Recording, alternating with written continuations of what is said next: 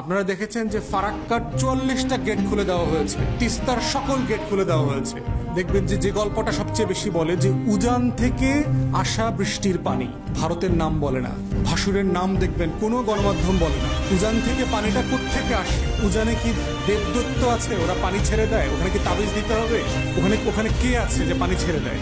উজান থেকে দুইভাবে পানি আসে। উজানের দেশ মানে কোনটা? ভারত। উজান শব্দের মানে বাংলাদেশিদেরকে বুঝতে হবে, উজান মানে হচ্ছে ভারত, আমরা ভাটির দেশ। তো উজান থেকে দুইভাবে পানি আসে। উজান থেকে পানি আসে, একটা হচ্ছে বৃষ্টির পানি আসে।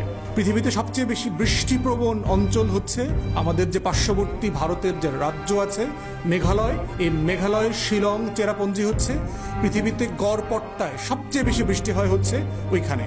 উজানের দ্বিতীয় সোর্সের পানি হচ্ছে ভারতের বাঁধ, তিস্তা নদীতে বাঁধ সিকিমে, গঙ্গার উপরে ফারাক্কাতে বাঁধ পদ্মা নদীর উপরে, চায়না ব্রহ্মপুত্রের উপরে বাঁধ, 54টা অভিন্ন নদীতে ভারতের শত শত মূল বাঁধ, শাখা বাঁধ। এই বাঁধগুলো হচ্ছে মূল কারণ বন্যার। যেই বাঁধের পানি আটকে রাখা হয়, এখন যেহেতু পানির পরিমাণ বেড়ে গেছে বৃষ্টির কারণে, বন্যার কারণে, তাহলে বন্যার উজানের পানির মূল সোর্স হচ্ছে ভারতের যে 54টা নদীতে, আমাদের আন্তর্জাতিক নদীতে অন্যায্যভাবে বাঁধ তৈরি করা এবং সেই বাঁধগুলোর দরজা যখন আমার পানি দরকার নাই সেই সময় খুলে দেয়া।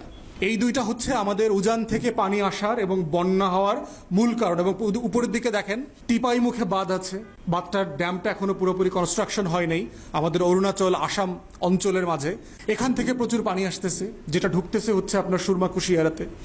মেঘালয়ের সাথে, মেঘালয়ের পাহাড়ের সাথে সুনামগঞ্জের বর্ডার আছে, মানে চেরাপুঞ্জির বৃষ্টিটা এসে ঢুকতেছে সুরমা আপনার এবং কুশিয়ারা দিয়ে।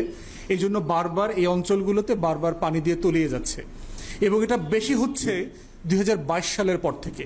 2022-এর আগেও তো মেঘালয়ে বৃষ্টি হইতো, তাহলে তখন বন্যা হয় নাই কেন? সিলেটে বারবার রেগুলার একটা বন্যা হয়েছে, কিন্তু এই পরিমাণ বন্যা এত বারবার এত ফ্রিকোয়েন্সিতে আগে হয় নাই কেন? এর একটা বড় কারণ হচ্ছে এই সরকারের নদী নালা হাওর বাওর কেটে ডেভেলপমেন্টের নামে যাচ্ছে তাই রাস্তাঘাট বানানো।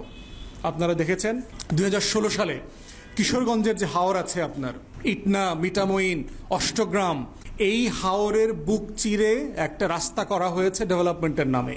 যে কারণে যেটা হচ্ছে, এই যে বৃষ্টির পানিটা উপর থেকে যে আসে মেঘালয় থেকে, এইটা পানিটা বাধাগ্রস্ত হচ্ছে নদীতে নামতে। এটা যখন লম্বা সময়ের জন্য 2 দিন 3 দিন 4 দিন লেগে যাচ্ছে এই পানিটা নামতে, তখন এটা বন্যা আকারে চারপাশে কুল ছাপিয়ে দিচ্ছে। এই জন্য দেখছেন ব্রাহ্মণবাড়িয়া, কিশোরগঞ্জে, নেত্রকোনাতে, ময়মনসিংহ বিভাগের বিভিন্ন জেলা উপজেলাতে বৃষ্টি হচ্ছে এবং বন্যা হচ্ছে প্রচন্ড রকমের। তাহলে এই যে ডেভেলপমেন্ট, আপনি দেখেন একইভাবে বন্যা হচ্ছে কোথায়? আপনি দেখবেন চলন বিল ডুবে যাচ্ছে, আমাদের ঐতিহাসিক বিল, যেটার গত শতাব্দীতে আমরা দেখেছি এটা 1500 বর্গ কিলোমিটার ছিল চলন বিল, যেটা রাজশাহী বিভাগের পাবনা, সিরাজগঞ্জ, নাটোর এই জেলাগুলোর উপর দিয়ে প্রবাহিত ছিল। সেখানে রাস্তা করেছে এই আওয়ামী লীগ সরকার গত 96 থেকে 2001-এর টার্মে 55 কিলোমিটার রাস্তা করেছে, রাস্তা করে দিয়ে চলন বিলকে কেটে দিয়েছে। একইভাবে দুই পাশ মানে পানি উপচে পড়ে বন্যা হচ্ছে। তাহলে বন্যার আর একটা কারণ হচ্ছে এই যে রং ডেভেলপমেন্ট ওয়ার্ক, যেগুলো আমাদের প্রয়োজন ছিল না এখানে রাস্তার।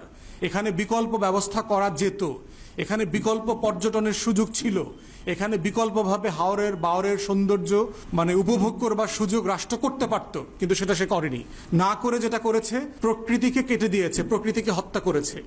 এটার কারণে শুধু বন্যা হচ্ছে না, আমাদের মাছ ক্ষতিগ্রস্ত হচ্ছে।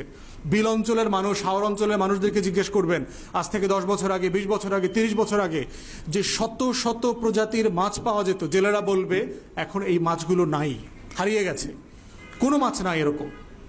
তাহলে শুধু আমার বন্যা হচ্ছে না, আমার মাছের ক্ষতিগ্রস্ত হচ্ছে, চাষবাসের জমি নষ্ট হয়ে গেছে, পলিউশন বেড়েছে।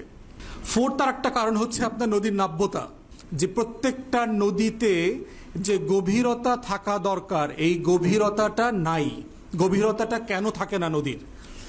একটা কারণ হচ্ছে যে কৃত্রিমভাবে যে ভারত বাদ দিয়েছে, নদীর যে একটা স্বাভাবিক জীবন ছিল এই জীবনটা ক্ষতিগ্রস্ত হয়েছে, সে আহত হয়েছে। প্রত্যেকের, আমাদের যাদের জীবন আছে প্রত্যেকের জীবনের একটা স্বাভাবিক বাহন আছে, স্বাভাবিক চলমানতা আছে।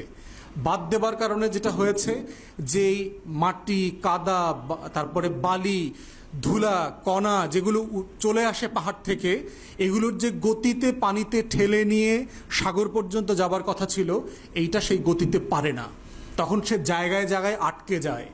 এই আটকে যাওয়াটা যখন বড় আকার ধারণ করে ওই জায়গাটাকে আমরা তখন চর বলি, যে আমরা দেখবেন যে চর জেগেছে বলি। এই চরটা জাগলো কেন, কিভাবে জাগলো?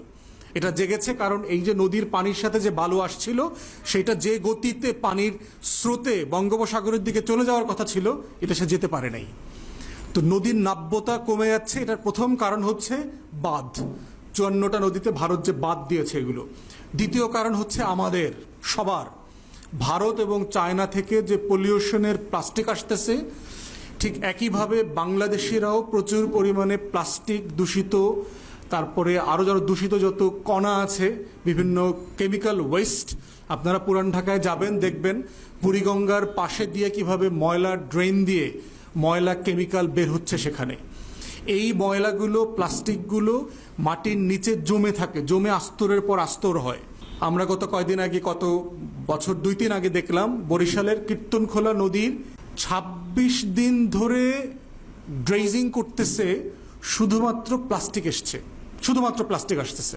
তাহলে এই যে আমাদের নিজেদের কামাই 2 হাতের, যে এই প্লাস্টিকগুলো কিভাবে বর্জ্য অপসারণ করতে হবে, বাজে পানি, নোংরা পানি ঢোকা বন্ধ করতে হবে, প্লাস্টিক যেন নদীতে না যায় সেটা কিভাবে বন্ধ করা যায়, তার কোনো উদ্যোগ, চেষ্টা আমাদের পরিবেশবিদরা, পরিবেশ আন্দোলন যারা করছেন তারা বলবার পরেও কোনো উদ্যোগ নেওয়া হচ্ছে না। অতএব নদীর যে গভীরতা সেটা কমে যাচ্ছে। বন্যার আর একটা কারণ হচ্ছে যে নদীর পানির সাথে কানেক্টিভিটি থাকে, দেখবেন আমরা যেটাকে খাল বলি, বের বলি, ঝাপসা মানে ছোট ছোট কানেক্টিং নালা থাকে যেখানে পানিগুলো জমে। আপনি দেখবেন এই নালাগুলো যেগুলো শহরের মধ্যে ছিল এগুলো সব ভরাট হয়ে গেছে। নদীর পাড় ঘিরে যারা দখলদার আছে সরকারি দলের, এরা দেখবেন পাড় ঘিরে ঘিরে দালান কোঠা করছে। তো নদীর পানি যে ছোট ছোট বের নালা দিয়ে যে পাশে গিয়ে থাকবে, জমে থাকবে, এই জমে থাকার মাটিটা এখন আর নাই। অতএব সে কি হচ্ছে, পানি যখন বেড়ে যাচ্ছে পানিটা মহল্লায় ঢুকে যাচ্ছে, যেটাকে আমরা বন্যা বলছি। তো এই নদীর পাড় ঘেঁষা জনগোষ্ঠী ঠিক একই কারণে বারবার আপনার বন্যার শিকার হচ্ছে। এখন ক্ষতিগ্রস্ত হচ্ছে কারা? মূলত হচ্ছে দেখবেন যে নিম্নভূমিতে কারা থাকে।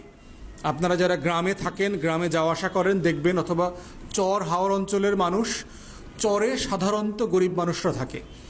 বাংলাদেশে এই যে হাজার হাজার চর জেগেছে, সাধারণত ভূমিহীন কৃষকরা ওইসব এলাকাতে বসবাস করে, যার জমি নাই থাকার, তার অথবা আপনার বাসস্থানের জায়গা নাই, কৃষি উৎপাদন করবার মতো কোনো জায়গা নাই, তারা চর অঞ্চলে থাকেন। এবং যেহেতু বন্যা হলে পানি বেড়ে গেলে এই চরের মানুষজন, চরটা প্রথম ডুবে যায়। অতএব চর অঞ্চলের গরিব মানুষগুলো বেশি ক্ষতিগ্রস্ত হয়। এবং বারবার দেখবেন একই মানুষ, একই ঘরটা, একই বাড়িটা, একই গ্রামটা বারবার ডুবে যায়।